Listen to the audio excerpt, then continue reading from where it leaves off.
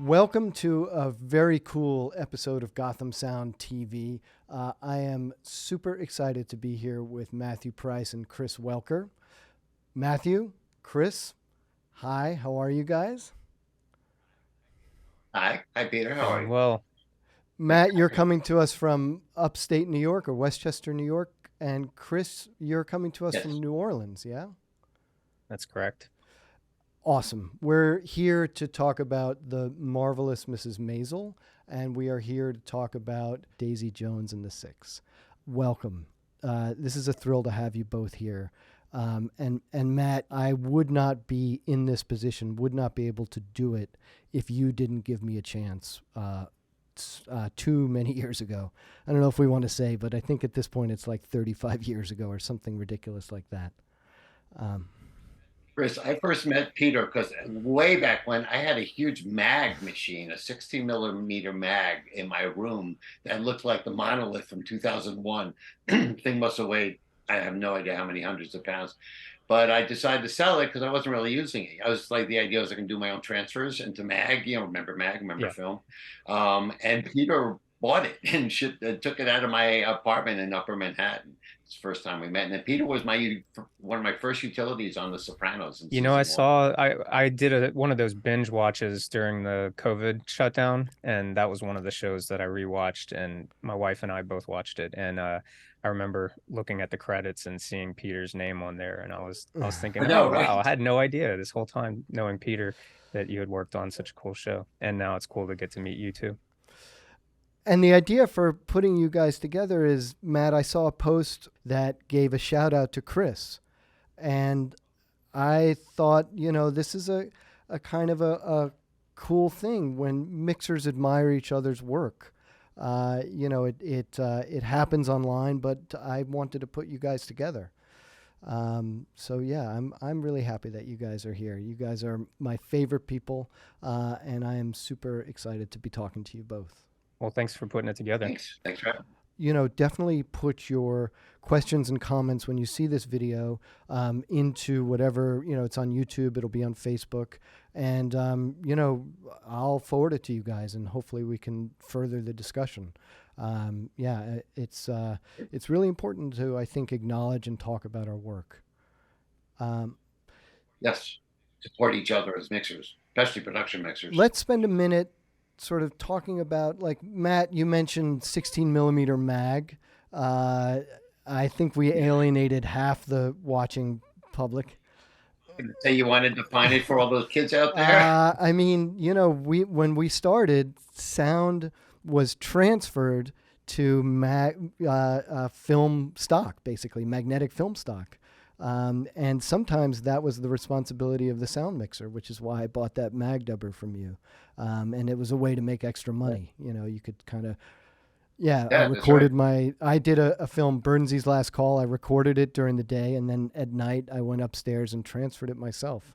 But yeah. Which is why I sold my machine because after working all day, I didn't want to come home and transfer my own stuff. Matt, how did you get started in this business? Oh boy, 40 decades ago. I mean, 4 decades ago. Uh, you know, I've always said that there are two kinds of sound people: high school science nerds and frustrated musicians. And I guess I've been the latter. And when I first, growing up, music has always been a big, deep part of my life as a fan. And I thought maybe when I went to college, I went to City University. I moved around to different colleges within the system, and I thought maybe I'd wind up working in recording studios. I mean, I would love to have been a professional musician. In hindsight, I'm glad I really wasn't because that's no life. You'll never have a life. It's almost as bad as working in film. Actually, it's probably worse. But so I thought I'd work with musicians, work in recording studios. Anyway, I was a communications major at City University. I wound up taking a lot of production courses, audio production, film production. We would shoot with silent wind-up Bolex cameras, and audio was like cutting on little the mag. What do they even call them? With the flat headed old things. We would splice sound together, make these sound montages. But then when I got out of college, I went to working for a production company called Rebo Associates as an equipment manager. And Barry Rebo was really innovative. First person to go high def, lost millions doing it because it was linear high def, not non-linear high def. And of course, that didn't last as everything went digital. But I was his equipment manager. And then I eventually started going out with a big old 3/4 inch VCR over my shoulder, like what were they called? The 50s and the 100s, the Betacams, right? Yeah, the Umatic. Pneumatics, right? And I was doing sound basically over the shoulder, boom with a shotgun and all that. And I wound up leaving them after 3 years. Actually, I got fired, which is always a good sign that you probably should have quit first, because I really wanted to be in the field. And my job there was to pull all the equipment together for packages. They would do like corporate videos and haircut training videos, but then they would do these big concerts. We did 5-camera videos of Pink Floyd's The Wall and Bruce Springsteen's The River Tour. So I was, it's great to be part of that, behind the scenes with that. So that was great training for gear. And after I left them, I wound up freelancing with the BBC mostly and doing a lot of documentary work. Worked for a lot of people, German TV, BBC, when I worked for 60 Minutes in 2020 for a long time. But I went to a party with the cameraman I worked with at the BBC. I don't know if I can make the story any shorter, but at the party was someone named Lee Orloff. And we started talking because, I think he had already mixed Blood Simple by then. He was still in New York before he went to LA to his massively successful Academy Award winning career. And he calls me up one day, says, I got this no budget film. I need a boom operator. And would you be willing to boom for me? It's all like, money in the back end if it does well. So really wasn't anything. It was 4 weeks. I had never been on a film set before in my life. So I got to boom for Lee and got to watch him work. I always considered him kind of a mentor from the beginning. And I just fell in the right place at the right time. So I did I did a few films with him as a boom op. I hope I'm a better mixer than I was a boom op. But I wound up, he passed me a script. So at the time I was volunteering to work for free for people for short films and student stuff, and just to get more experience, get to meet people. And eventually he sent me a script that nobody else wanted to do because I think they were paying $750 with gear flat rate. And this was 1988, something like that. Yeah, 88, a movie called True Love. So I wound up getting it. And I remember my interview, they said, well, you've only done short films. You've never done a feature before. How do you know you can do a feature? And I said, well, short films are a bunch of scenes put together and feature films are just more of them. And I guess it worked because nobody else wanted to do it. So they hired me, and that was my first feature. And it won Sundance that year for audience favorite. And it kind of went from there. But I wound up doing a short film for free with a director named Tom DiCillo. And everyone loved the short so much, he wound up raising money to make it into a full feature, which became Living in Oblivion.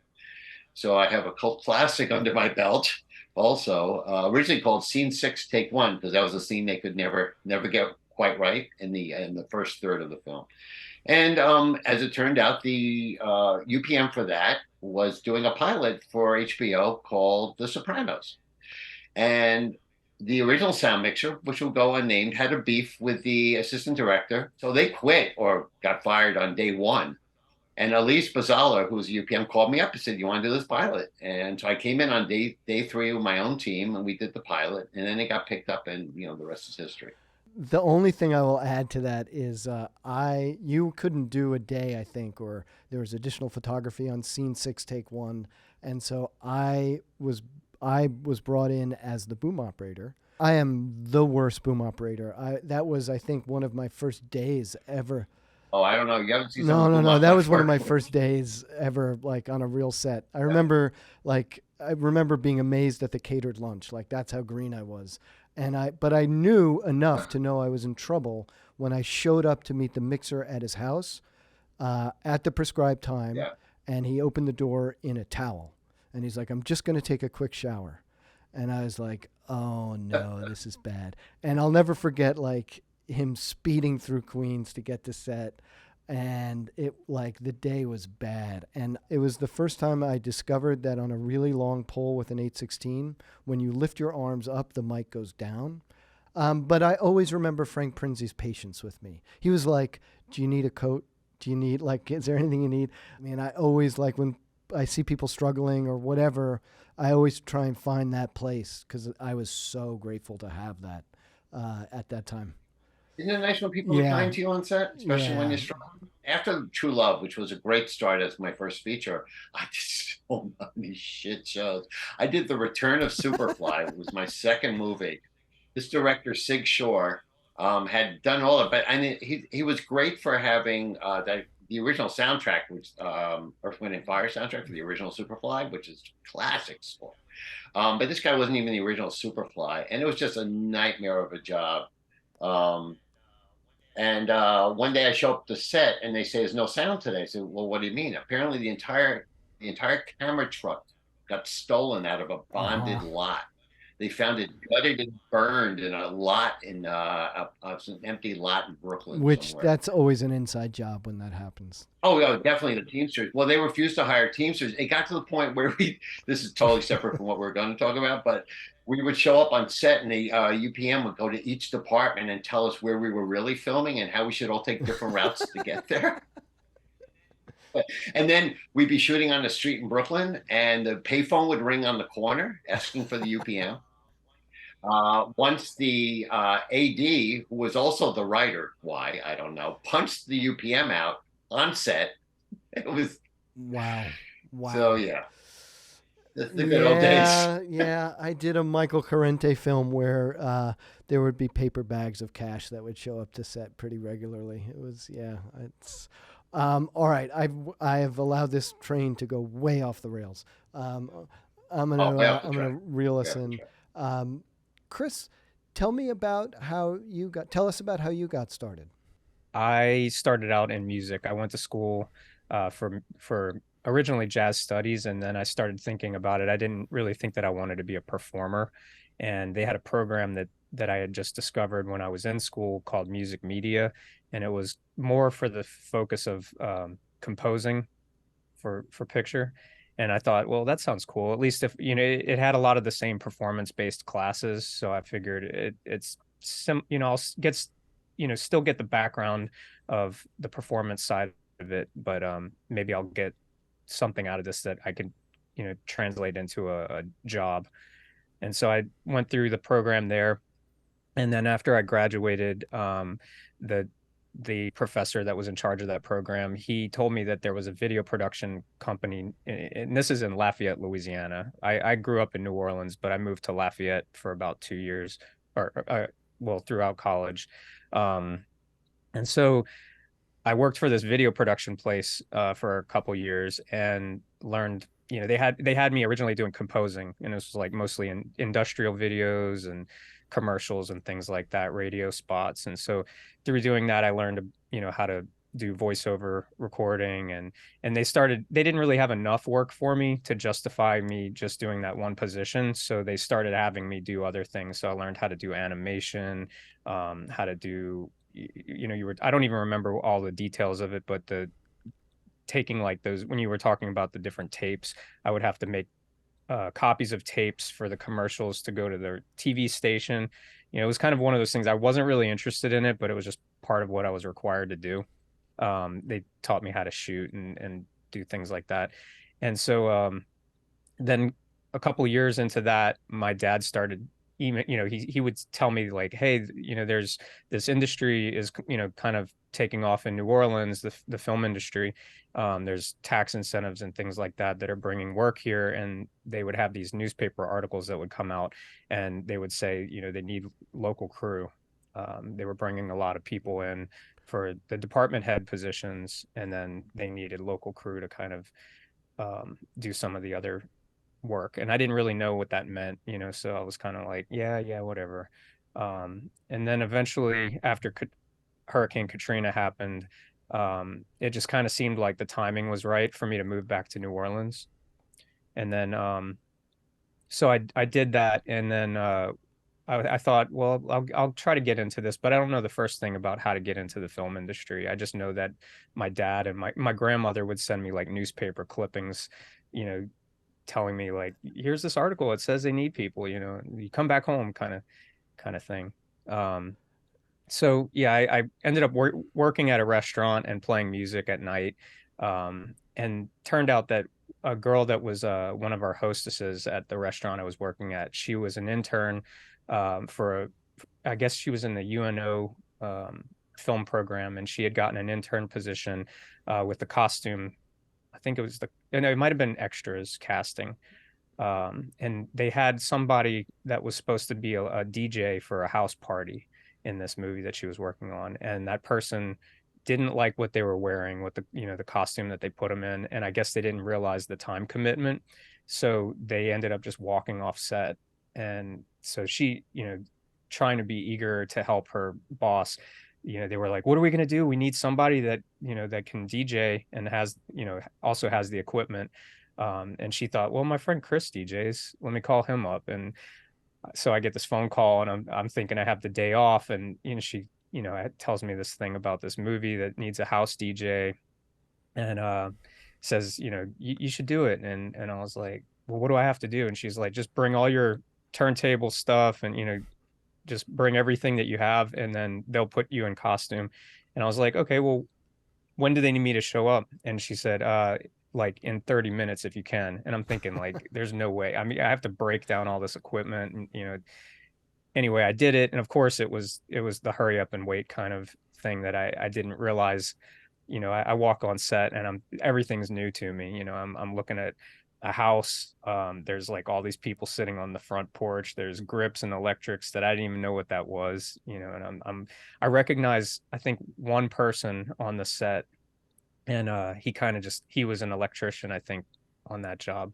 And he kind of showed me around, and he was encouraging throughout the whole thing. And anyway, I did the DJ thing for this scene, and I'm thinking, well, this is cool. How do I keep doing this? And so then it turns out that there was a girl that was doing craft services on the movie, and she says, well, I have a movie that's coming to New Orleans in a couple of weeks, and I need an office PA. And I was thinking like, okay, I don't know what that means, but yeah, I'll do whatever. And so then I got hired on to be an office PA from that. And then that ended. And then I did another office PA position in New Iberia, Louisiana, on a Tommy Lee Jones movie. And the mixer was Paul Ledford. Uh-huh. Oh And my the God. and then Legend. the boom operator was Randy Johnson. Oh my And gosh. yeah, and the utility person was Ryan Ferris, who is actually my boom operator uh, now. So I worked on that as an office PA, and I just I used whatever interactions that I could make with the sound department in that office PA position to try to express interest in getting into sound. Because I mean, I didn't know anything about film sound, but I knew that that was the most related to my experience, and I thought that that looked like something that I'd want to get into. Um, and so I just kind of made contact with the three of them, and nothing came of it right away, and then went back home, and when that job was over. And so then next job, and I was an office PA on a show called Kville. It was like this really awful, you know show about post Katrina New Orleans, and it had all these ridiculous things that would make everybody's eyes roll, like oh, I can't go there, there's a gumbo party I have to attend later, stuff like that. And so they had a sound mixer that they brought in for that job, by the name of Ron Selza. And I think he was from somewhere in Florida, maybe Miami or something. And when he'd called to ask for expendables and things like that, he was like, so I need to, this and this and this. And I'm like, okay, yeah, I know what you're talking about. And he was like, but you make sure it's this. And I'm like, no, I understand. And I brought the package when it finally came in to set. They allowed me to go to set to bring it to him. And I think he was just kind of surprised that I knew anything, or maybe he recognized my interest in the sound aspect of it. So it turned out that his Ryan Ferris, who was the utility person on the Paul Ledford show, he uh he was the boom operator on this show, and I think he saw the writing on the wall, and he basically was like, I'm not going to be able to do this job. So he gave his, you know, I guess it was probably like 2 days notice, and then the utility person gave their 2 days notice too. So then it turned into a situation where he was, panicking, and he's like, I need a utility person. So I think he called the UPM or somebody in the office, basically saying, hey, can I get Chris from the office to come help me out?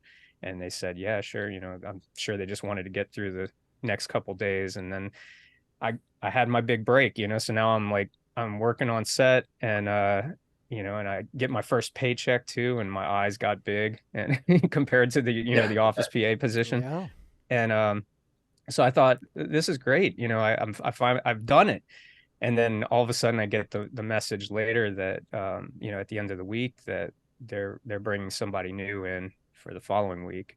And so I'm like, I just had, it's like, here I am, and just as easily as it came, it went away. And of course I asked, well, can I get my office PA position back? And they were like, no, you should just keep doing this. That seems like such a harsh I might have been lesson. bad at being an office PA, but it turned out I kept pursuing that, and it turned out that all the time that I had worked at the video production office, that qualified me for my days to get into the union, because I had worked on so many commercials and things like that. So I joined the union, and then I got the union roster, started messaging people, and I guess after that, I ended up working on a string of movies with Paul Ledford, and Ryan Ferris was his boom operator on a lot of those. Eventually, I ended up booming a little bit for Paul, and because of the nature of the tax incentives and how they sometimes would bring mixers in from out of state, I ended up getting to work with some really great mixers from Los Angeles and from New York.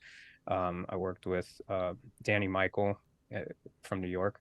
I ended up working with Pud Cusack on several movies. I got to work with Kirk Francis on 2 movies, and really, I think the biggest thing for me was when I met Kirk. Not to diminish anything with anybody else, but when I worked with Kirk, he took to me like almost like a son that he never had, and he was pretty much at the end of his career, and I think he saw an opportunity to help me out when he ended up retiring. And he called me up one day. He moved to Hawaii. He was unpacking all of his equipment, and from one of those containers, and he's kind of like a known curmudgeon, I think. And and down guy, curmudgeon. For him, seeing all that equipment again, it kind of stirred up some bad feelings and memories. And so he called me up, and he said, I was thinking about all this stuff, I'm looking through all this equipment, it's making me sick. And I thought about what to do with it. And I was like, oh yeah, what's that? And he said, I'm sending it to you, kid. So he had Wow. all of a sudden I started getting boxes sent to me from Hawaii with I had a Sound Devices 788 with the CL8 control surface on it. I had several transmitters and receivers. I had some IFBs, Sennheiser MKH50. It's like I just kept going. And then I got like weird stuff that you wouldn't think that you need as a sound mixer, but you only realize as you do it how much stuff you acquire. I got like a Pelsu tent. I got a giant that goose down jacket. Just everything. He sent you clothes too. He sent you his well, he moved to Hawaii. He's like, I'm never going to need this in my life. I'll never go to a place where I'll need something like this again. So yeah, that really got me. I was thinking, okay, well now I've got a good bit of this stuff, but not everything to do a movie, but I definitely have a big jump start.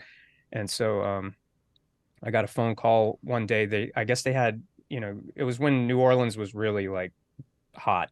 And there were just so many productions going on, and they didn't have enough people. And so production coordinator that I knew called me actually, I think I just saw that they were looking for a sound mixer for a movie with Jordan Peele and Keegan Michael Key. And so I was like, I love those guys. I'm thinking how cool would that be? And they said it's like a $3.5 million movie about a cat. And I was thinking like, yeah, that sounds great. And I don't know if anybody else went for the job, but I interviewed for it, and ended up getting the job. And so that was my first opportunity, like really mixing. Wow. Then from there, I just kept working and working. Um, That was great, Kirk. So generous. Yeah. Yeah, I love him. I go and visit him I just went to Hawaii a couple, like, during this break, and visited him for a second time. So yeah, it's like family. Thing that was funny, the first time I worked with him was on 12 Years a Slave, and we were on one of the sets, and it was like one of the first days. First of all, when I met him, I honestly I had heard stories about him, and I felt afraid to take this job. And so I kind of, in some ways, tried to not get the job. I think they told me they could only afford so much for me, and I was like, yeah, this rate's really not good, And he's like, well, what do you need? And I said, well, I mean, the last couple jobs I did, I made this much, and he's like, all right, you're getting it, and made sent an email. I'm like, shit, I didn't, yeah, but Careful what you yeah. wish So for. then I met him, and he had all of his gear palletized, and I'm helping him unload, unpalletize the equipment. And he turned out to be, like, first time I met him, he had a big smile on his face. He was super kind to me, and we start using the box cutter to go through, pull this, saran wrap stuff off. And I'm trying to figure out, like, okay, well, where do I put all this equipment? And as I'm taking things, I'm looking at, like, okay, what is this? That's a guitar case. Okay, maybe he stores stuff in his guitar case or something. And then nope, it's an acoustic guitar. So I set that down, and then I'm like going through some other cases, and it's like there's another guitar case. And so, and it's like there were like 6 guitars in the package. And then when I finally got to seeing the equipment, I'm like, where is the equipment? Like, how are we going to do this job? And he had a Cantar, and it was the first time I'd ever seen one of those. And his cart was just a magliner with the, like, shelf, and that's kind of what I use. I kind of kept with that style. And he just stacked a bunch of 411 receivers on top of it with the little whips on top, and that was it. There was the battery distribution was just a rechargeable, like, 12-volt eco whatever battery. And then it had, like, a bunch of little plugs that broke out of that. And when we weren't getting good range, sometimes you say, go get an XLR out of the trailer. And then, I'd get an XLR and bring it to him. And he'd just hand me the 411 and say, go stand closer to the actor. So I'm just, like, trying to stay out of the shot and holding this 411 in my hand. Like, it worked though. Yeah. Yeah.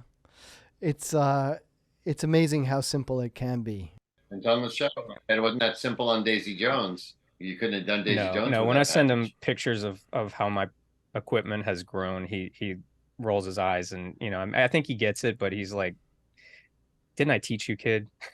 It's like, well, So glad he Yeah, retired. that's right. yeah. When he reads it, he gets the letters, and the union magazines and stuff, and he's like he starts to read about all the different stuff, and he's like, "What the hell is this stuff?" I feel that way about sometimes the Zach, because I'm a Mhm. Zaxcom guy, and I read these young guys dealing with, well, what about this setting and this setting and that setting? I'm like, What do you need that for? what? I'm like, I'm really like, I'm bored with equipment at this point. I just want to just, put a boom over somebody's head and in a quiet room and be done Yeah. with it.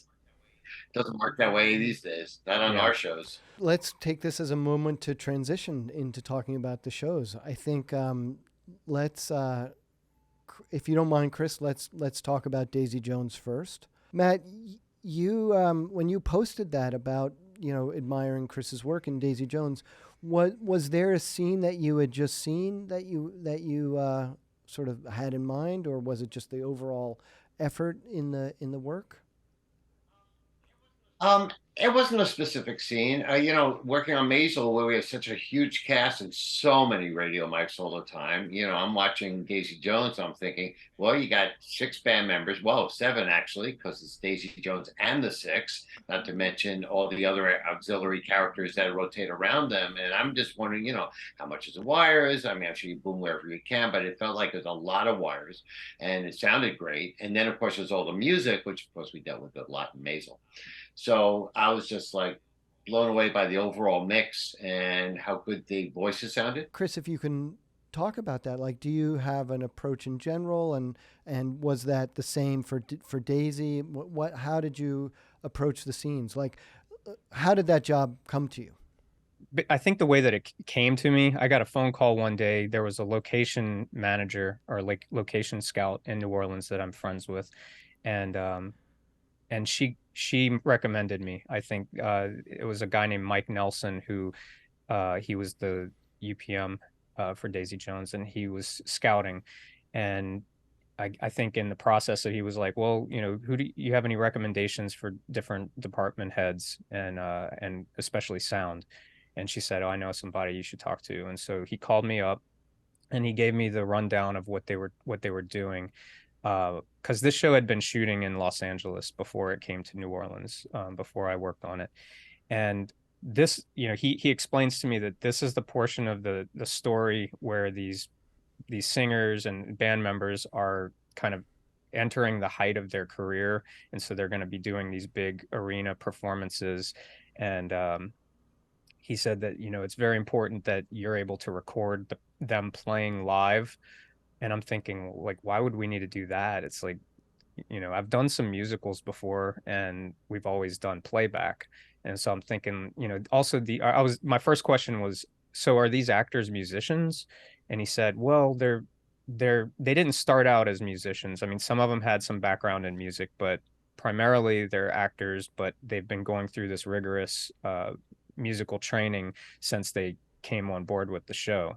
And I'm thinking, like, well, I mean, I've been playing music my whole life. And I mean, the idea that somehow an actor is going to pick up their instrument and be proficient at it, within a few months or whatever. And he said, well, actually, this show started before COVID. And so they actually have been practicing and like going through this camp the whole time through like during COVID. So they're actually very good. And I would say that having seen them, they are very good. I was very impressed how they were able to like, play these instruments and these parts convincingly. I don't know if they would all be able to play any song, but they definitely knew how to play these songs, and they spent, they did their homework to really get the performance side and also the playing it.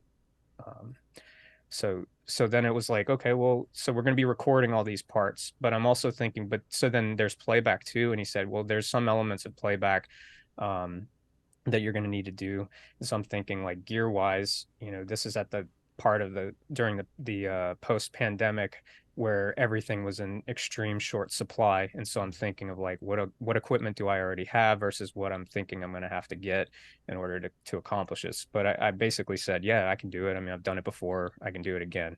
Of course, partial truth there, because never had to do the element of the live record with so many sources. And also because of the scope of it and kind of how I had moved a lot of my equipment into the whole world of Dante, I was thinking this seems like the perfect job for a Dante system to be able to, stay out of the camera, the camera department's way and be really far away and still be able to send and transmit and receive all these different signals, over something as thin as the Cat 6, Cat 5 cable. And so anyway, I said yes to the job. And it turned out that one of the showrunner on a show that I was currently working on when I got that phone call, she was previously working on Daisy Jones and the Six as a writer before they shut down for COVID, and then she couldn't wait long enough, so she ended up on the show that I was doing with her at the time. So I was like, hey, I just got this phone call about this show called Daisy Jones and the Six, and I saw that on IMDb that you're listed as one of the producer or one of the writers, I guess. And she's like, "Oh my God, yeah." And I was like, "Yeah, a guy named Mike Nelson called me." And she's like, I'll send him a message." So she, pretty much solidified the deal for me. That's amazing that you put all those dots together, that you put that energy out, and I just I just want to emphasize that, that like you can forget about the Dante stuff. We'll nerd out about that in a second, but so much of this is not about that stuff. So much of getting the job is not about the nerd stuff. Definitely. Okay, nerd stuff. I got many questions because the stages are huge. Like especially like when we kind of set this Zoom meeting up, we said, well, we'll concentrate on the last couple of episodes, which really is, as you said, that arc of them getting bigger and bigger and ending at Soldiers Field in Chicago. So yeah, I mean, how like tell me about the breakdown. Tell me about, like, by breakdown I mean the input list breakdown. I would have had a nervous breakdown, but tell me about the input list and like. I would have brought in a music truck. Yeah. So since I've kind of adopted this show, towards the end of it, they had established some of these things as part of their workflow. They had scenes in, I think, a couple of different episodes, but like scene 3, I think there was a scene where they start really singing in the studio, and they expressed to me, we had to do things to pipe in the instruments so that we could see the meters moving on the console, and and they're playing on the other side of glass and things like that. And so what they expressed to me is that, and I guess to rewind just a little bit, when I spoke with the UPM of the show, I was thinking like, yeah, I could do it this way, and then I can handle this, and then I'll bring in a music person for blah blah blah blah.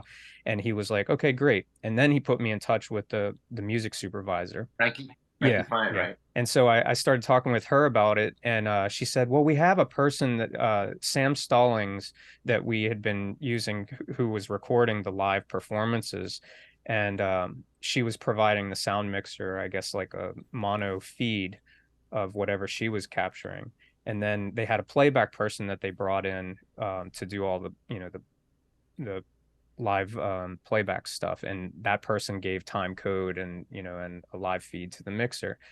And I was thinking like I know that that's a way to do it, but like I'm envisioning this bigger system here that I think could be really flexible and give us a lot of opportunity. Because they also expressed to me, I had spoken to one of the I think it was the second AD. He's a friend of mine, and I was like, how are things going on this show? And he said, well, everything's going pretty good. They've had a couple times where there's just a lot of last minute decisions, and so when they make these decisions at the last second, then it causes delays in terms of like, well, we're configured for this, and so we need to now switch gears into this other mode. And I was thinking, okay, well, if I build a system the way that I was thinking around this Dante network, it would give us the ability to do all things at all times. And that way, even if they change their mind at the last minute, it's not like we have to repatch everything or whatever. We can build a network in the pre-production phase that's all based on signal flows going where we think we want it or need it to go, and then we can just bring it in and out as needed. And so that's really what we ended up doing. My boom operator, Ryan Ferris, he's an excellent musician, and he's got a lot of background in studio recording as well. And he and I work, hand in hand at building a system that would basically give him what he needs, because he was getting a whole bunch of stem recordings from from pre-recording stuff that they had done. And he was going to have to be able to give each of the musicians their own mix of whatever the stems were, or if they wanted the live mics fed into the speaker in front of them, and things like that. And then we needed to deal with the fact that we couldn't have any latency in terms of the live mics coming in and then feeding back out to the PA speakers. And we also had Voice of God from the first AD, and also our director. There was just all kinds of sources that we just had, and sometimes it was as if we needed to plan where we didn't know where the voice of God system, if it was a hardline feed, I had a way that I could plug into my cart if the director was close to me. But then if the director was closer to the music playback cart, then we can plug into that and still, I can still route things, that sort of way. And so, yeah, it was a pretty big system design. But then once we got everything going and we tested everything, it was pretty incredible. What'd you record onto with all those tracks? So the primary recorder is the sound device's Scorpio, and then I had boom recorder running on the laptop that I'm using right here, and it had a full backup of all the tracks too. So I was able to keep, for the editors, I could hand over all the live mics, as well as any dialogue mics, the wireless mics, the booms, plants, and things like that. I could take. We ended up for the production sound, my boom operator / music playback guy, he built a mix down of the drums, so that rather than sending the editors 8 or so mics for the drums, we just did either I think a stereo mix, just so that they had something that was isolated, and then on the recorder, the boom recorder, I had everything individually ISO'd, as well as the stems and things like that. What was your biggest track count? I can't remember, but it was up in the 32 tracks several times. I was just going to say it's really remarkable because, I remember you calling and talking about this, and I remember thinking, wait a minute, his boom operator is also going to be involved in the music recording and mixing. And I was like, this is, my first instinct, like you, Matt, was like, yeah, just bring in a music truck. That's what I would have done. I'm going to do a dialogue and let the music people do the music stuff. As much as I'd love to do it myself, that's not my primary purpose on set, as far as I see it.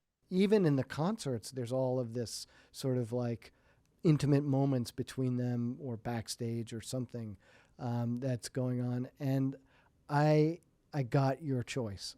I understood your choice where, you really wanted to be able to take control of all of it. Thanks. Yeah, it was, I had so many people telling, even Kirk, I'd stay in constant touch with him, and he was like, what are you doing? Just get a person that he's like, whenever they come to me and they say, we have this thing, I say, no, that's them. This, I do the dialogue. And honestly, I think that that's part of what they were doing. That was the approach that they had previous to what we had done. And I think they were a little bit hesitant to go with the approach that I was suggesting, because they knew that it was, there was something that they had gotten to sort of work. And they were a little nervous about going into like bigger musical performances and like having something not go right, and here I am just like pitching this idea, like, trust me, like if we do it this way, it's going to give us a lot of flexibility to be able to adapt. You've been telling me that, they changed their mind. It's hard for you to understand what's going on set all the time. Well, if we can adapt, in the ways that I can anticipate us needing to adapt, then I think we'll be better overall.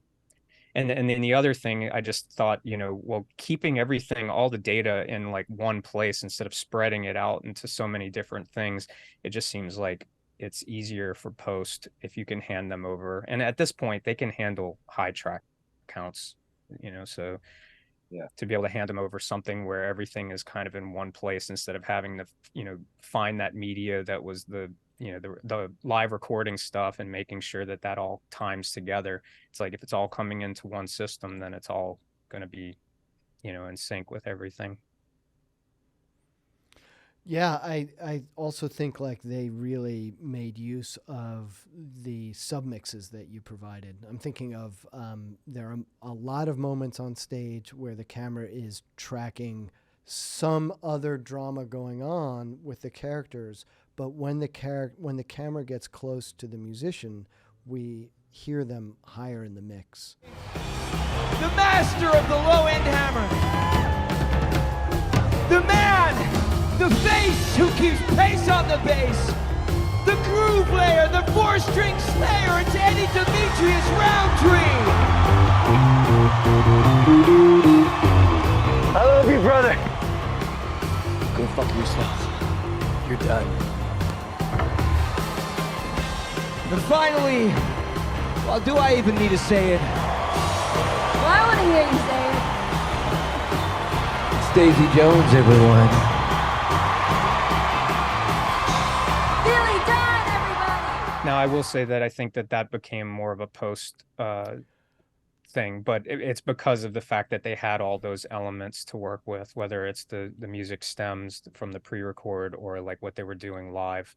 I definitely think that gave them some flexibility, having everything being isolated in that same way. Did you set up the whole stage setup with the mics and everything? Oh, so I mean, who did all for that? that part, we had a prop guy. He was like the music props person, Danny Rowe, and he was in charge of making sure that all the amps worked, all the instruments worked.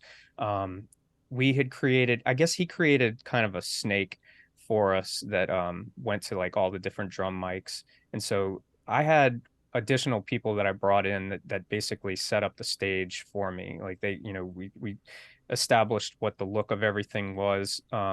We had PA speakers, I think 5 PA speakers or six PA speakers plus a sub. So we had these boxes built to enclosures built for hiding our speakers inside so that they looked period appropriate. And then we had 2 stage boxes that were Allen and Heath DT 168s. So they're like 16 inputs each and 8 outputs each. And we split them to like 2 sides of the stage, just so that we could run to the closest box. So if you had a mic over here, you could just run it to that one. And that's all Cat 5 to a switch that went back to where I was. And so from there, we were feeding the speakers. We labeled everything on the stage boxes so that when we'd show up at a new location, all you had to do is plug in, if it says drums, plug in the drum thing to the drum thing and the cymbal thing to the cymbal thing. So, and but I guess the thing was that we worked with Danny to make sure that we had everything as far as the instruments. He took care of the instruments. He took care of the microphones. He actually stored those speaker enclosures on his truck. And when we would get to a location, we would go to his truck and wheel them out and do all that stuff. And yeah, it was really nice having a person that actually understood musical instruments and could technically like troubleshoot that side of it. Because if we had to deal with the amps and things, that would have been a completely different. I was wondering about how big was your crew for all those big concerts? 5 people. So it was me. We brought in a new boom operator because I guess our thinking was that when we got into the big music stuff. Oh, because of big spaces, you want to have more than one boom op because you need them to be able to get to different areas. And It actually that part wasn't such a challenge because most of the time the lighting was so bad for booms that it really was about the handheld mics that were on the stands or their lav, and then the boom kind of just airing out those mics until certain tight shots when you could really get the boom in or come from below. To the lavs in the mix because maybe they were off mic when they were singing, or I know there's all these moments when they're singing but they're talking to each other, so it looks like they might have been slightly away from the stage mics. They were all working stage mics. They were working right? stage mics, and they were laved as well between the 3 sources, the boom, the lavs, and the stage mics. They had it somewhere. Even the last concert, the sort of final concert, they're singing sort of sideways into the SM58 as a duet. Let me down easy if you're gonna let me down. If you're gonna let me down easy if you're gonna let me down. But it sounded great. If you see it, it's kind of like they get a little away from it. I mean, that's what we did on Maisel. Sometimes, I mean, they always wired, but we had all those vintage things. At least you're in the 70s, late 70s. We were dealing with mics that were like basically shells from the 50s and 60s. So, Yeah. and his people, they retrofitted with Shure live elements in all these old shells, which worked like gangbusters. It was, oh my God, starting season 2, it made all the difference, but they were always wired. And sometimes because it was more like the Lenny Bruce performances, like Luke Kirby, who was brilliant and played Lenny Bruce, he would be way off like the stage mic. He'd be looking down and reading, and I'm like, here, there, and getting close and trying to blend it all. I want to show you this. Here. Criminal Court, City of New York, Part 2B, County of New York. The honorable judges, blah, blah, blah. Attorney.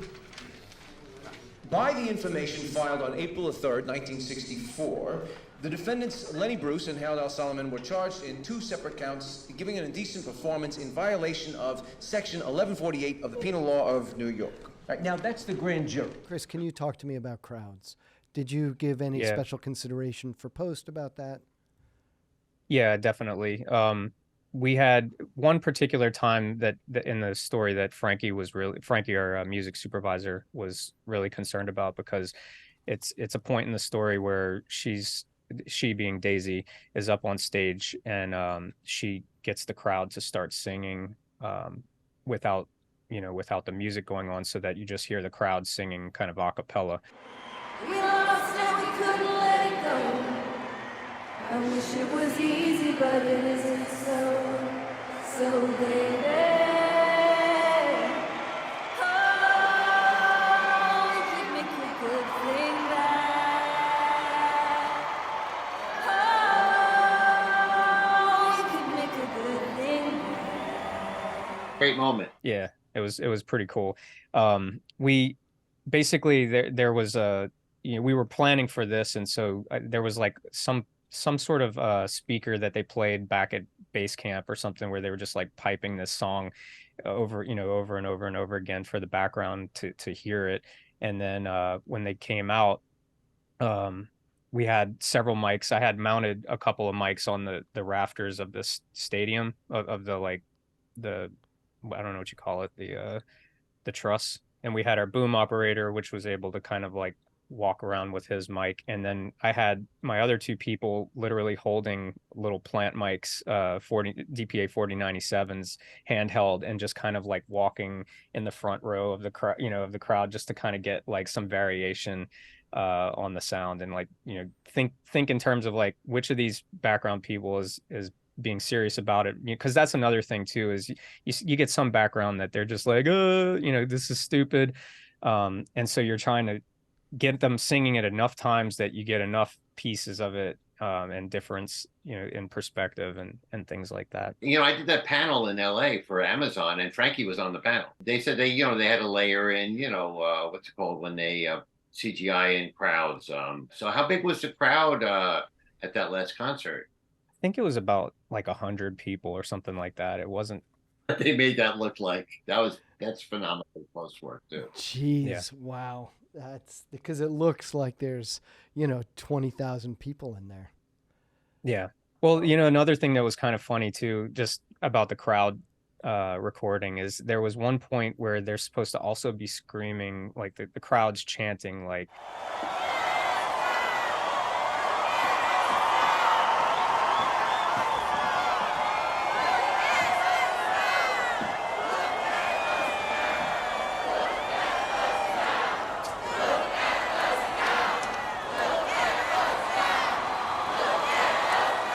yeah, they're saying "Look at Us Now," which was the name of one of the songs. And so some of the people were like, when you don't give them the direction, which I think we weren't allowed to give them direction, because if they're talking or something, then it becomes a whole SAG thing.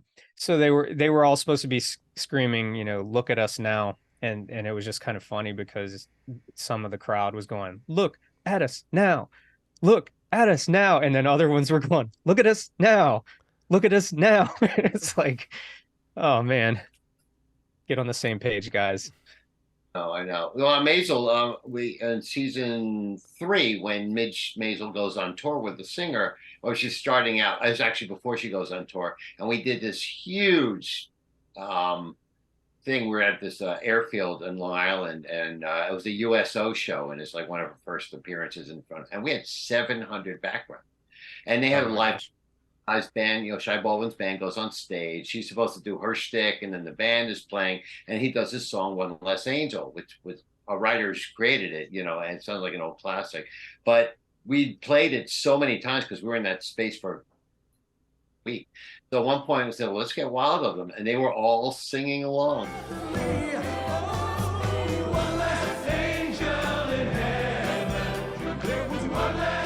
We had a little track low because they know it'd be mixed in, of the track, and they all sang the song like in sync, in tune, 700 background. So I guess we got lucky that way. Yeah, it's great when it works out. Wow. So Chris, did like 100 extras to mimic 15,000 people? Like, did you even bother getting applause and stuff like that, or? I think we did. I think because they had some transitions from when they were cheering to then they applauded, and I think I had one of the ADs kind of at one of the venues. I remember for sure he was kind of coaching them like a conductor. He was like, when I raise my hand, bring your level up, and then now when I do this, that means that Daisy just walked out, and so then you're all kind of, not everybody at once, but like, if your birthday starts with these months, whatever, then you keep cheering or until you realize that your friend next to you stopped cheering, that kind of stuff. Daisy Jones and the Six!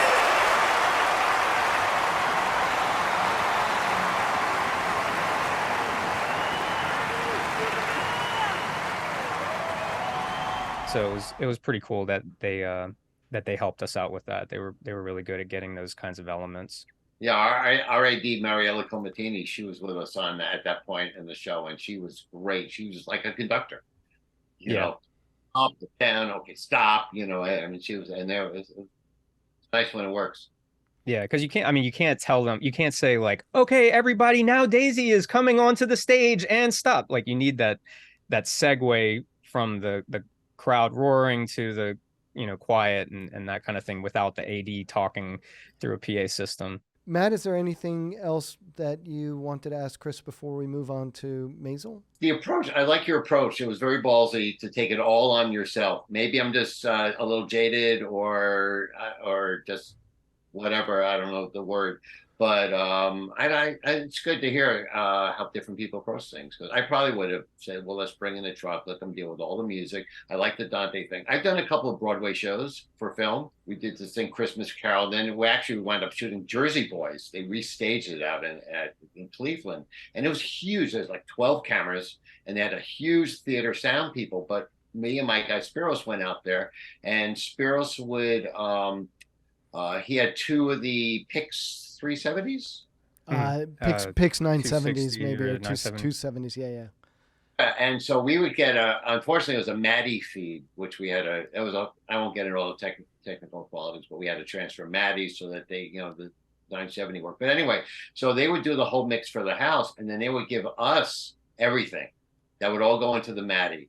And then he would give me a sub feed where I would take like a mono mix of the drums, all the vocals, all the essential elements, and I would track those onto all separate tracks and do a mono mix for post.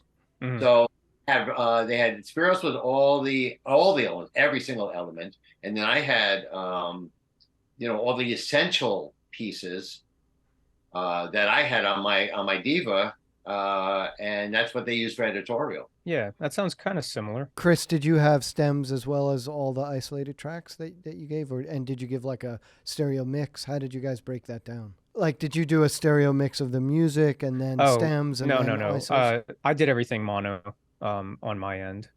Sure. Fun mixing all that music to mono. Yeah. Were you like in the space? Because I know it's hard to mix music in the space without getting the balance, especially the low end stuff. A lot of times, because of the Dante thing, it gave me the ability to be like 300 and something feet away. So like there was one particular venue that I thought it was actually kind of just, it was like, let me just see how far I can get my cart and still do what I need to do, And I ended up going like kind of in the nosebleed section of this arena, and just, I was like, well, they'll never see me there. And of course, all they're doing is they're looking up, and they see the sound card, and my card's all lit up and everything. It does that kind of stuff in the background. So they were like, the DP needs you to like some PA comes over and like, excuse me, Chris, turn the DP needs you to turn all your lights off. So I just put like a big space blanket around the outside of it so I could still have it, be a fun zone for me. Yeah, what'd you do for video from that far away? Ran a cable. They were down directly below me behind the stage, and so I was able to just drop my cable down from there. But nowadays, I can't remember if I did this starting on that show or if it came after, but now I do wireless video, so I would have been fine just doing that. Yeah, Maisel's approach to music was a little different. Amy Sherman Palladino, one of our creators with Dan, her husband, Daniel Palladino, she really wanted to hear. I mean, we never had anything big like what you did, except the USO thing was kind of big, but it was more contained. And it was mostly playback because the trick on Maisel was in season 3, where we had most of our music, our lead actor who played the singer couldn't sing. We were forced to do a lot of playback because we had a pre-recorded vocalist that would fit in, and he basically lip synced brilliantly. There's a whole side story to the scene we did where we actually lip synced live when he lip synced, and the actual vocalist was just offset singing and he lip synced. That's a whole other, that was fun. But Amy wanted to always hear the music as much as possible in the space that we're filming it. So going like Joe Maisel, he has his button club. He wanted to be a club owner because he realized he'd never be a good stand-up comic. And my guy Spiros was going with, he has a portable part set for live music recording, multi-track, and really, really beautifully set up. I think it's a Allen and Heath board. Pretty sure. Anyway, so we would go in there earlier in the day before the crew got in there and record the band. And you do a rough mix down and then hand that off to Igor Panchenko, our Pro Tools guy, and then we play it back. So I called it like live on tape. Yeah. Because it was playback, but it was recorded in the space. So it's kind of a... It gives it more authenticity too. Yeah, but it also gives us a lot more control because there's so much dialogue always gets mixed over the music in Maisel, well, often. So we really need to get that clean and to have them live. Although, again, in season 3, they were in Miami, and we did this kind of Playboy After Dark thing, but Miami After Dark. And a long walk in, a guy comes down the stairs talking, he comes over to a jazz combo. Jem? Hello, Bri. A good turnout. This is Jem Moreland. He's composed some of the most... And we did it live, and they didn't want to see any microphones, which is a whole other story. So we had piano, trumpet. Well, we put a lav in the trumpeter's sleeve. We hid mics on the piano leg for the upright bass. We had a fake mic overhead, like a prop mic. So we had a Sheps up there just for overhead. And I wired the guy, and we mic'd the piano. Like this. 3, 4. Who knew one kiss could kick like this?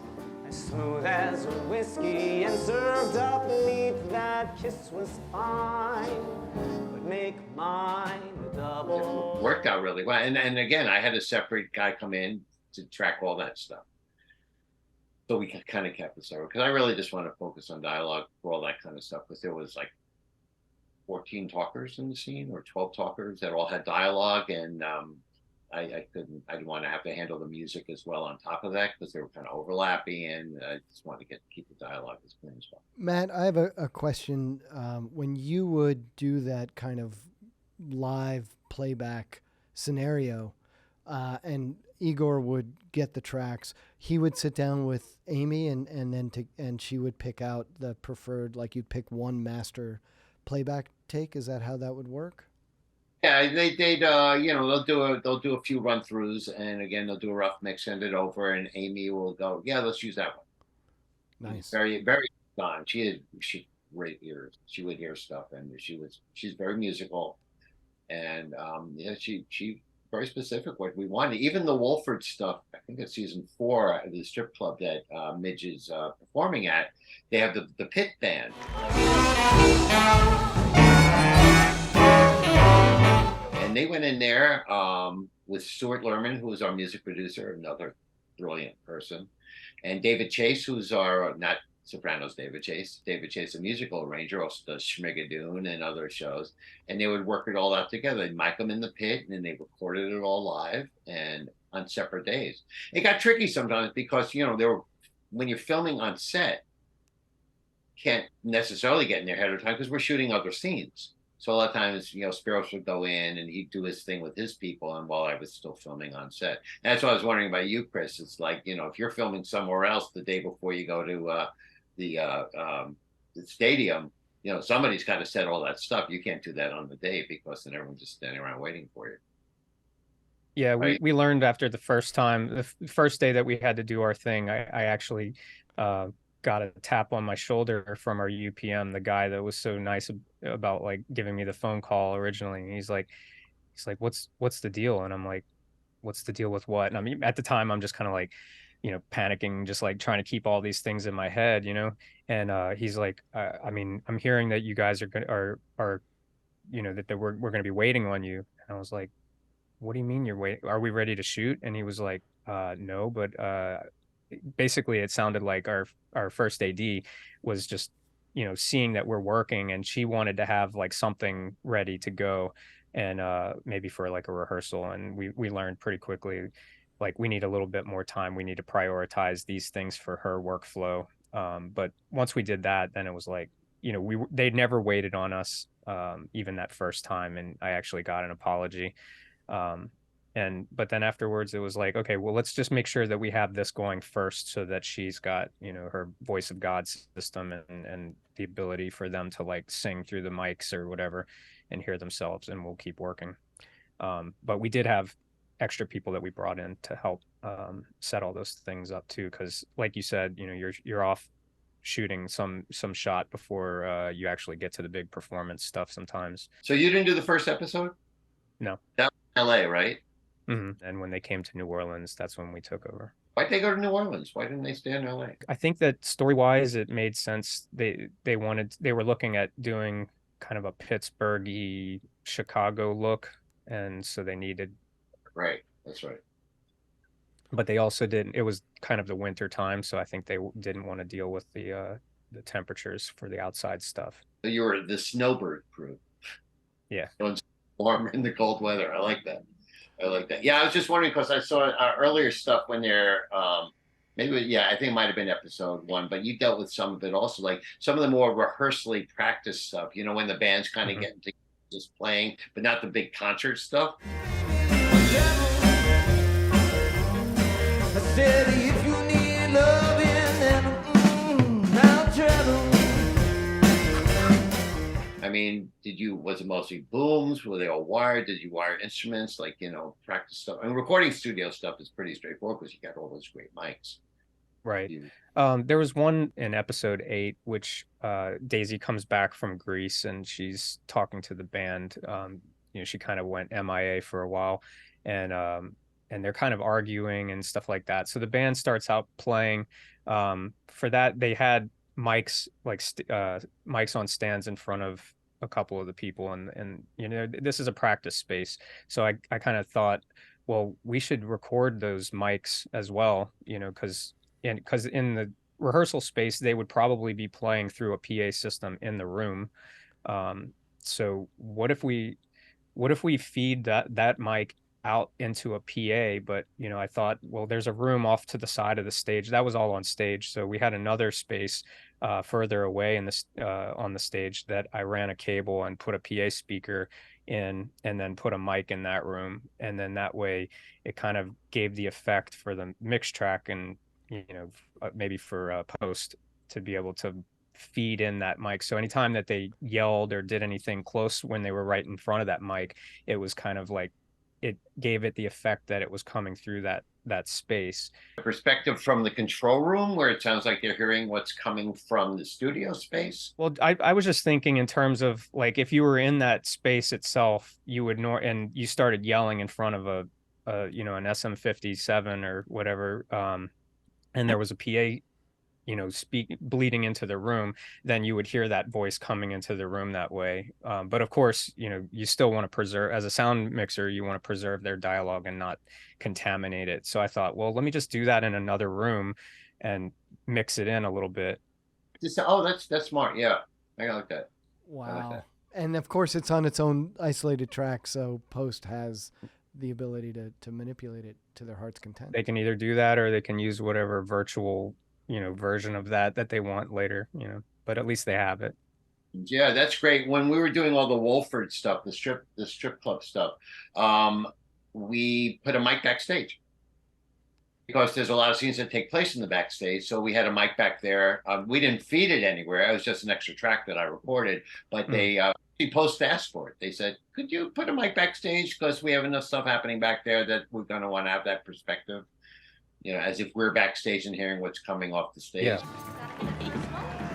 Boise, what happened to the Roaring Twenties? Trixie got beamed by the wire. I saw, I heard. So we went with Harem Girl. Without telling me. You were on stage. Getting the crowd excited for a sexy flapper. We confused them. Look, as long as some girl's out there shaking her chi-chis, those guys don't care how the fuck they're dressed. I disagree. With Saphira the Harem Girl, they're anticipating sultry, mysterious chi-chis, not the bippity-boppity chi-chis of the Roaring Twenties girl. Look, no one's confused because no one's hardly listening to you. I take offense at that. You all do. We can do better than this, Boise. Talk to Clifford. He signs the check. Excusez-moi. So, yeah, no, that's a great approach. I like that.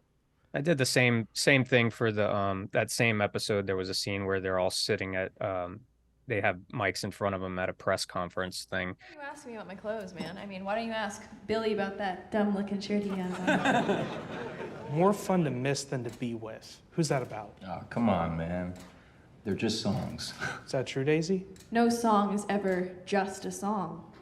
You guys gonna ask us any questions? I did that same thing in another room where I was, so that way it was as if their voices were blasting through the PA speakers in the room. Did you have to wire like everyone all the way? Are you like the kind of make sure you wind up wiring everybody all the time? Anyone who talks in the scene? For the most part, not necessarily secondary. I think if they have dialogue, then for sure. We'll put a mic on them if we can, unless we absolutely. I think I've been in that situation where your boom operator will say like, I don't think we need to put a mic on them. I think I can get this, and then sure enough something changes, and so it's like to take that time later, it would be kind of silly. They would look at you like you're a jerk. So someone said you never wire anybody whose number is above 8 or something like that on the call. I don't know what the number was, but I was, it doesn't work. But did you mic the instruments? Yeah, we had direct boxes that we could plug the line out of the instrument into my recorder. And the drums too? Did you mic? I guess I'm wondering, did you mic all that stuff? Did you set up all the mics for all that music playing, all the performance stuff in the studio? Not the concert stuff, the other stuff. I guess the only one we had was that one scene that we were just talking about. Where they're in that space, and for that one I don't think there were any mics there. If we did, we probably put some mics hidden, but there wasn't anything that was visible in the scene, so we weren't pulling a feed from that. But we definitely pulled from the I guess there was some amp noise too. We had that going so that while they're talking you just hear the amp fuzz, just kind of like but anytime there was a mic that was functional, which anytime there was a mic, it was usually functional thanks to Danny Rowe, we would pull a feed from it because why not? And then beyond that, it was enhancing it through like hiding mics. If it was a more acoustic kind of thing, we would. My boom operator, he happens to be a drummer and he kind of obsesses over recording drums, so he kind of like takes charge with that stuff. Oh, I got it. I know it's supposed to. Yeah, it's funny. On season 1 of us for Maisel, when Midge was performing in the Limelight, his first club that she starts up with, the Gaslight. Meanwhile, I went to college to learn Russian. And speaking of vodka, why don't they serve booze here? I need a drink. I need a stiff drink. I need a drink so stiff I can blow it. The mic was not a retrofitted mic. I mean, it was like the original mic, and I remember having to pull it apart once because every time she touched the stand, it would crackle and this and that.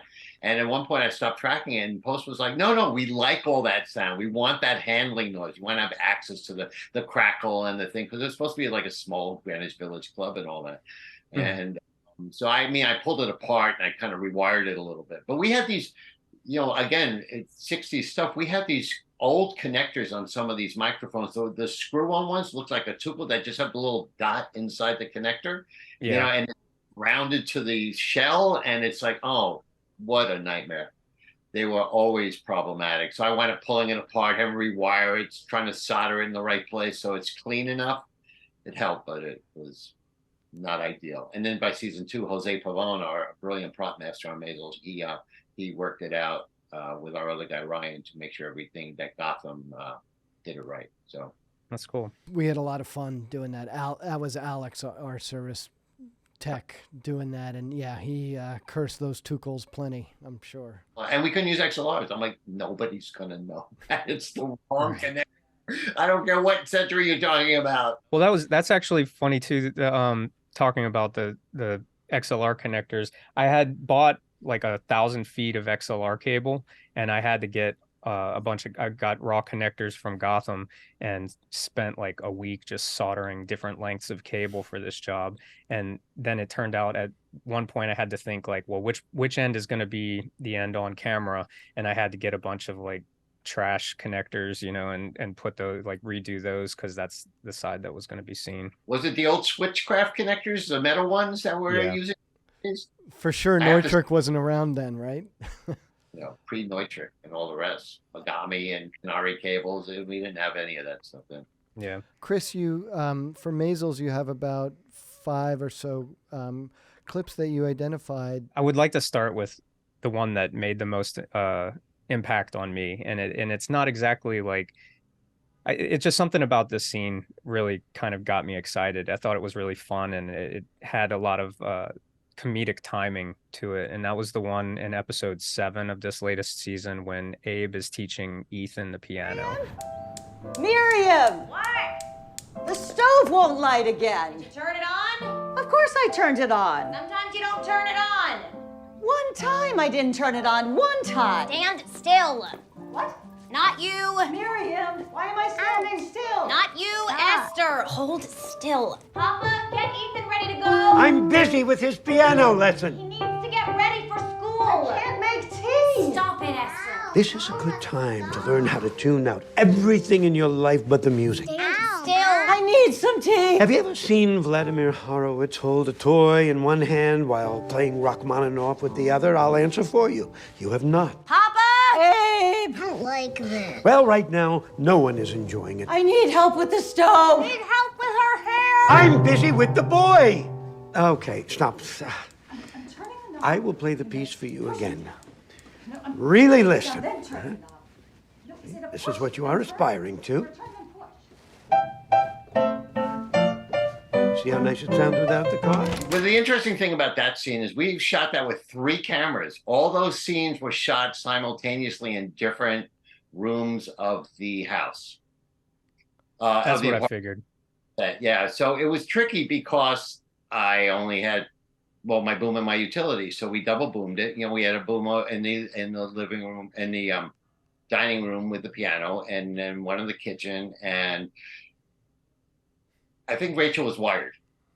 I don't think we boomed her because I needed 3 boom ops. So that happened a few times on Maisel. So it all happened once, and the timing was, I think we had a couple of speakers out there in the different rooms that I was feeding out so they can all hear, because it was a big set from the living room to where Rachel was in the back, was like, so really, it's like the far end of the apartment. Although the kitchen can hear, they can hear each other from the kitchen.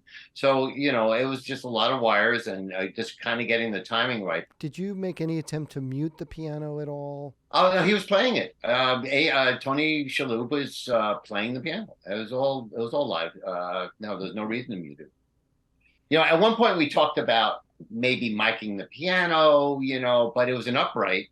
So, and they had all these books pod on top of it, and it was against the wall. So I wasn't going to mic it from behind. And that's the challenge of an upright, it's not like you have a baby grand or whatever. You can put it under the lid, or, and then we don't want to take off all the books to put a mic inside. It would have been muffled. So we spooned it. Seamitz, Sheps, that's my primary on that. So we did that live. It was tricky that later on, another episode, when he's teaching Esther how to play. Or we see her, you know, he thinks that the trick is that he thinks his son is like, should be a Weissman, you know, but it turns out it's his daughter that's really got all the power. And what a brilliant scene with Tony Shalhoub when he talks about how he realized he'd been spending all his time with his son and he didn't give his daughter enough credit. I mean, he really should have won an Emmy just for that scene. Should have been nominated. But they actually CGI'd hands on the little girl. That's cool.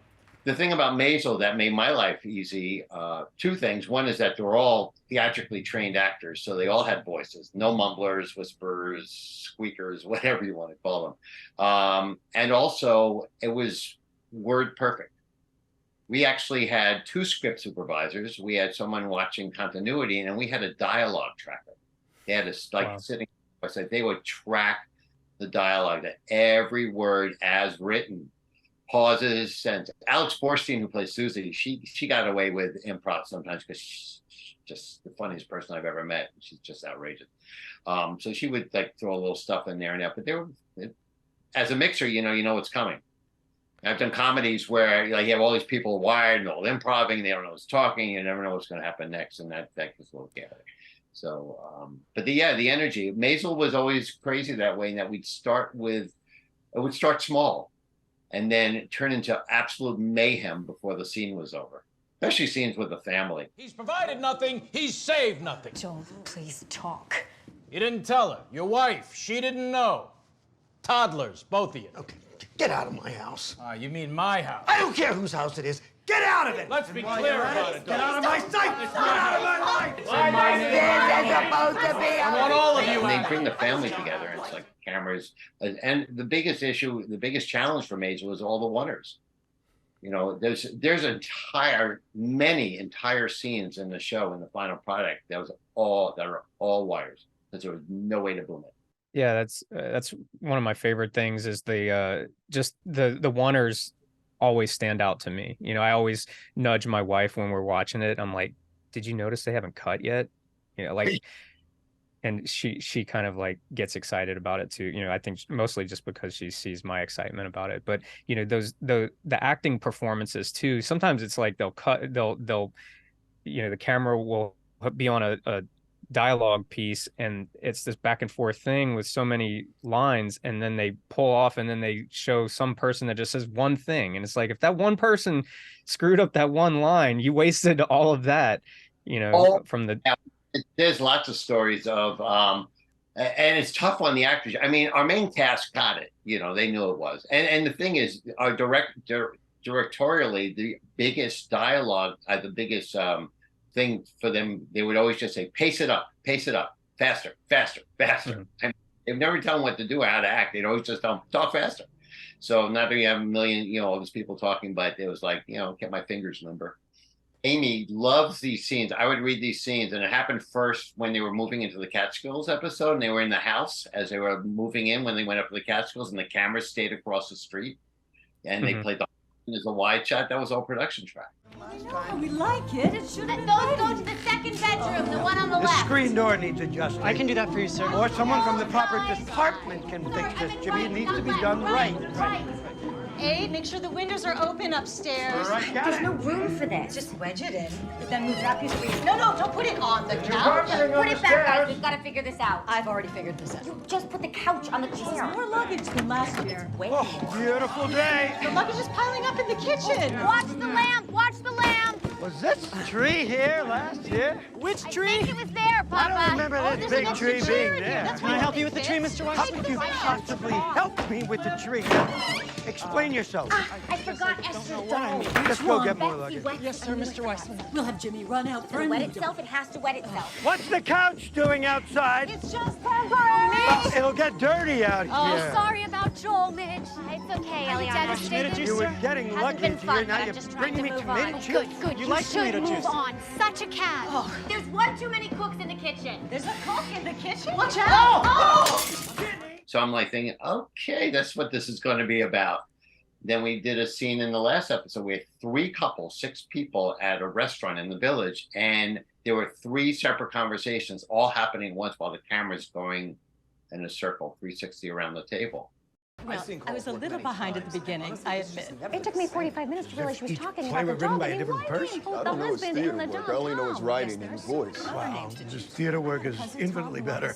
He'd love to hear that, Ed. I just mean that in the theater, he can explore more meaningful subjects. There are layers to his work on stage. Some of his work.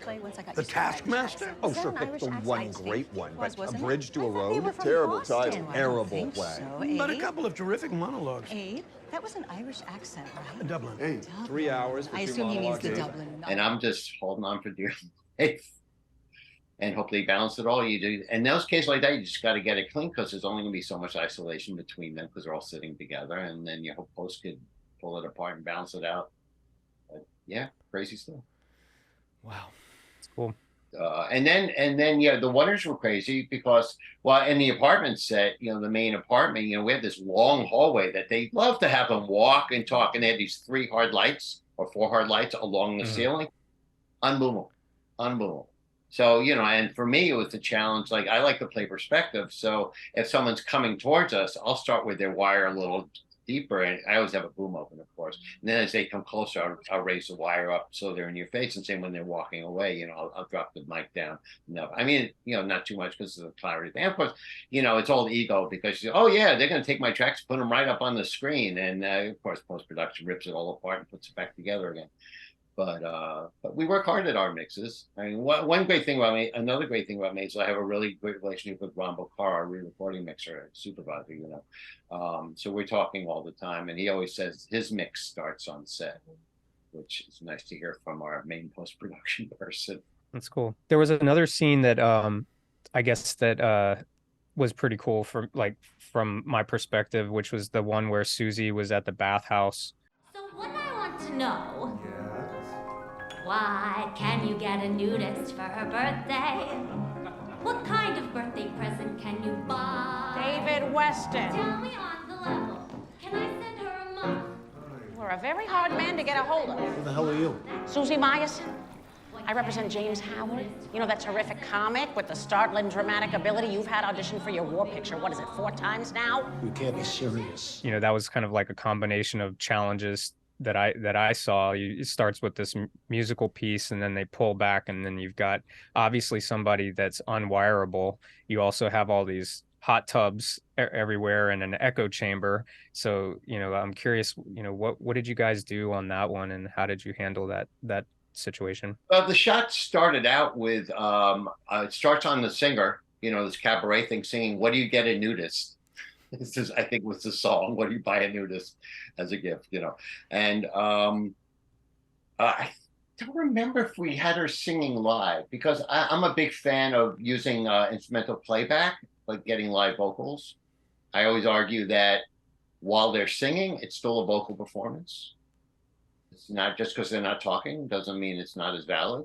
That it shouldn't be lip sync any way possible, which really worked out in the last episode. We had this Carol Burnett. So let's get this done, man. Come on with the fun, man. I am one man. The ladies one man show.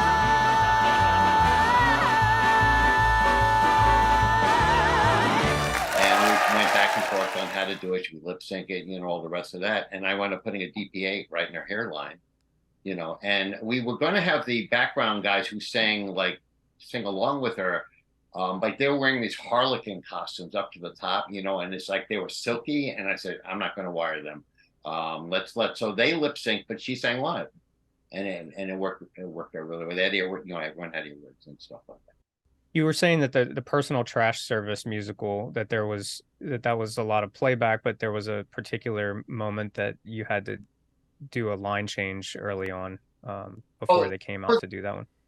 I wanted Emily, we submitted episode 6, our Testarostial episode for Emmy submission, for award submission. And there was a scene where Emily, who was plays Susie's sister. I get the character names and the actor names mixed up, and she sings live in that. I wanted to sing her live because she's got a lot of stuff going on. It would have been really hard to lip sync, and it's a very funny performance. This life ain't fair, beyond repair. You're begging begging for mercy when you go to Jersey. They smell fresh air. Hoboken. Sweet, toxic hay. But she didn't want to sing live for the Trash musical. So that's why we did it all playback. We were filmed in the Kingston Armory, huge set. The L train, the elevated train on Jerome Avenue is right outside. So we were dealing with that. Not to mention huge space, tons of effects, lights, the whole thing. But she didn't want to sing live to it. So that was all done playback. But Amy again said, yeah, I don't like that line. Can we replace it? So we took Emily Bergel, who played Tess, just off set and got it as quiet as we could, put a Sheps with a cardioid on it so we could get as close as we can to keep it as tight as possible, match the studio recording. And we recorded this one line. She sang it right in. She had I think we gave her closed ear sets so we didn't have to worry about any bleed into the mic. And they did the playback and she replaced the line. And then they dropped it in for playback, and that's what wound up in the finished product. They never had to move it, even though in this huge space. It's a lesson in knowing your gear, knowing what mics to use, and how to. Because we wouldn't normally use a cardioid on set unless you really tight on someone. But when you can get it in there, especially a Sheps cardioid, I don't think anything sounds any better than that, really. Wow. That was an actually straightforward one. Yeah, season 6 was a lot of just moving around. Again, the big oneers, big family setups. The Gordon Ford, the TV, the talk show stuff that got big. We had the writer's room. There was all these guys. One of our actors was very jowly, and scratchy. So wiring him, but he always wore a tie with a class. So I took a DPA and I can't get this right because it's backwards, but we wound up putting a DPA right in the tie clasp and taping it in that and all that. And it was worked out pretty well. So, the one thing I learned about Maisel, the art of wiring. Some of the things that stood out to me and seeing, first of all, it's hard to pick, a few clips to talk about because it's got so many moments throughout the season. And, but the other thing that stood out to me as probably a daily challenge was just the costumes that they wear, and just trying to wire some of those costumes must have been pretty difficult.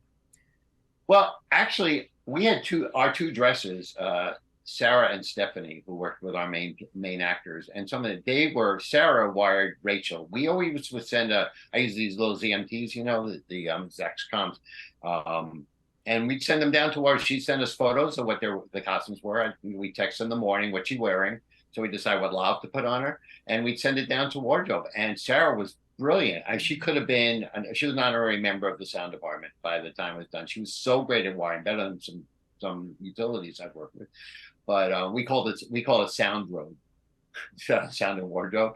And so she come to set, and we would just set it.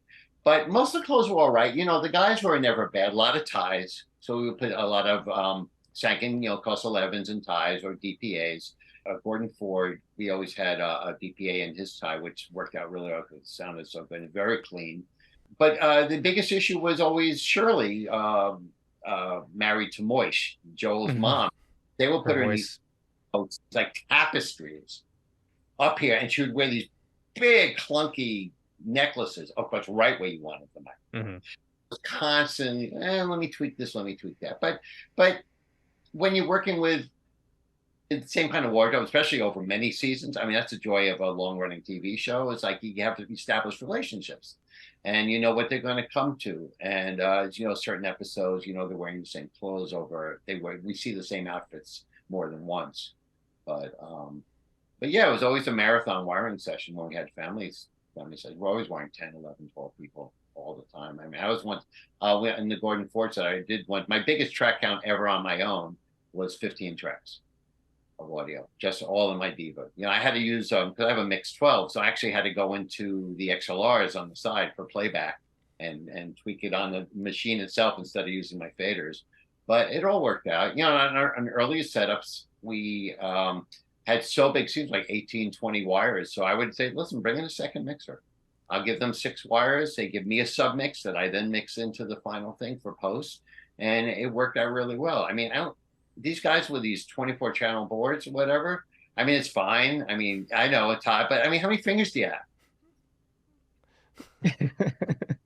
So it's kind of like, and also let's spread the word on these bigger Yeah. shows.